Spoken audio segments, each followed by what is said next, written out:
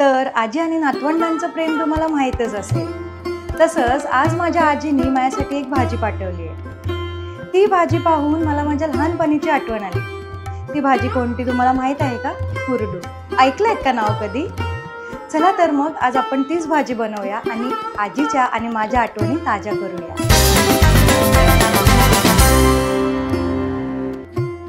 तर ही आहे कुरडूची भाजी. ही बेसिकली पावसातच मिळते.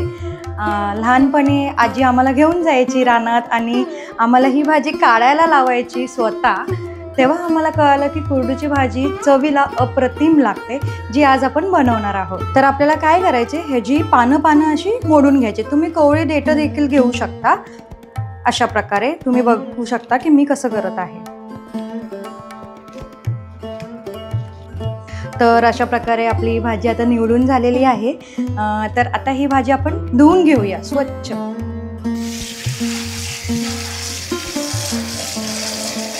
तर ही भाजी आपली धुवून झालेली आहे. खरं म्हणजे कोणतीही रानभाजी, म्हणजे पालेभाजी असू दे, मेथी असू दे, ती आधी स्वच्छ धुवूनच मग ती चिरायला घ्यायची, नाहीतर त्याचे सत्व आहेत ना निघून जातील.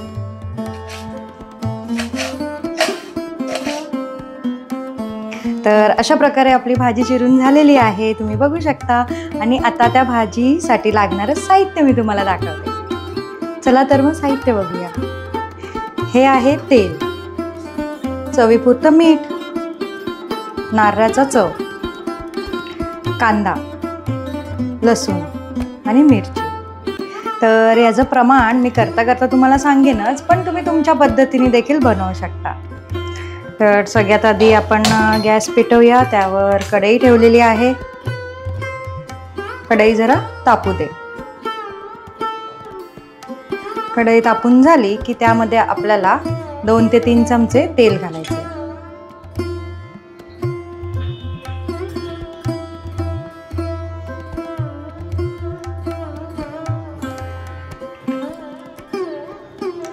ही भाजी करताना फारसं तेल लागत नाही, थोडंसं घातलं तरी पुरेसं आहे. तेल तापू दे. तेल जरा तापून झालं की आपण लसूण घालूया. आता ही लसूण आपण ठेचून देखील घालू शकतो किंवा बारीक बारीक कापून देखील घालू शकतो, पण मी इथे ठेचून घालते, त्याची चव अजूनच छान लागते.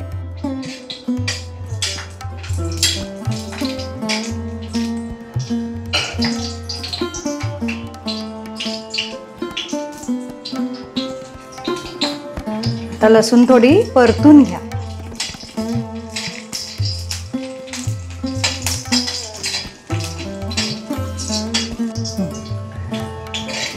लसूण थोडा परतून झाला की आपण हिरव्या मिरच्या घालूया. तुम्ही तुमच्या आवडीप्रमाणे हिरव्या मिरच्या कमी जास्त करू शकता.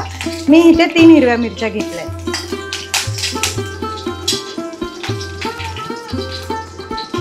त्यानंतर आपण घालणार आहोत कांदा.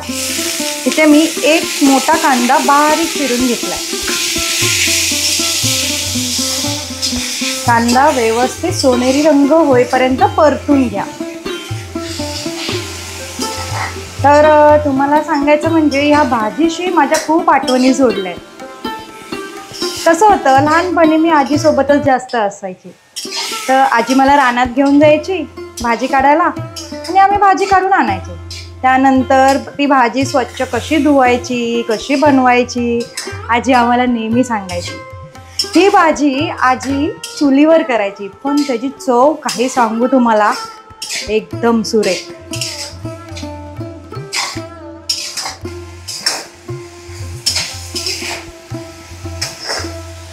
माझ्या मिस्टरांना ही भाजी खूपच आवडते, कारण की ही भाजी आहे ना नॉर्मली पावसातच मिळते, बाकी कधीही मिळत नाही.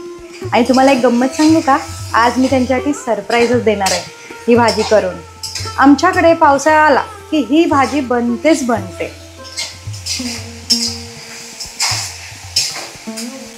तर तुम्ही इथे बघू शकता कांदा असा सोनेरी रंगाचा झालेला आहे.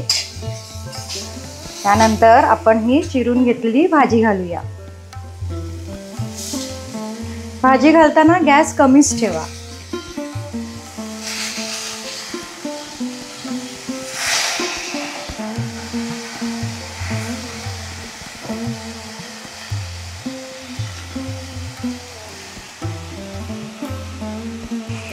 तर ही भाजी आत्ता जरी जास्त दिसत असली तरी ती झाल्यावर अगदी थोडीशीच होते.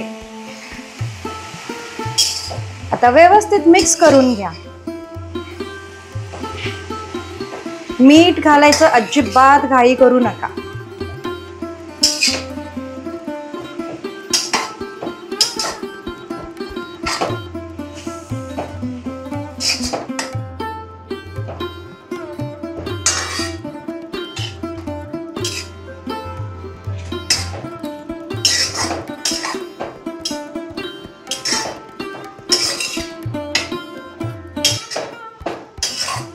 आता तुम्ही बघू शकता, जेव्हा आपण ह्या कढईत ती भाजी घातली होती तेव्हा ती खूप भरून होती. त्यानंतर कशी झाली बघा, अगदी कमी झाली की नाही. आता ह्या स्टेजला तुम्ही मीठ घालू शकता, नाहीतर भाजी भरलेली असताना तुम्हाला अंदाज येणार नाही मिठाचा. तर आपण आता चवीपुरतं मीठ घालूया.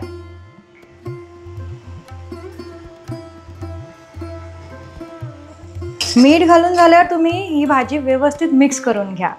तुम्ही बघू शकता मीठ घालून झाल्यावर या भाजीला कसं पाणी सुटलंय ते. ही भाजी आहे ना स्वतःच्याच पाण्याने शिजत असते, त्याच्यामुळे त्याची चव चांगली लागते.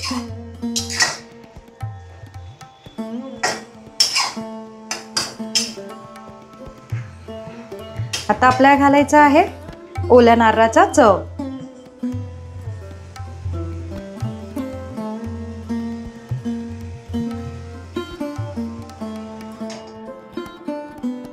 तर अशा प्रकारे झटपट तयार होणारी आपली ही कुरडूची भाजी तयार आहे.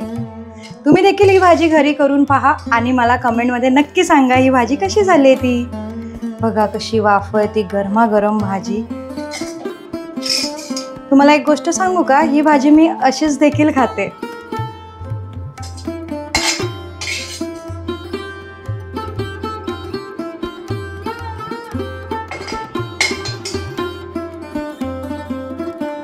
भाजी आवडली असेल तर चॅनलला लाईक, शेअर आणि सबस्क्राईब करायला विसरू नका. पुन्हा भेटू अशाच नवीन नवीन रेसिपी सोबत. धन्यवाद.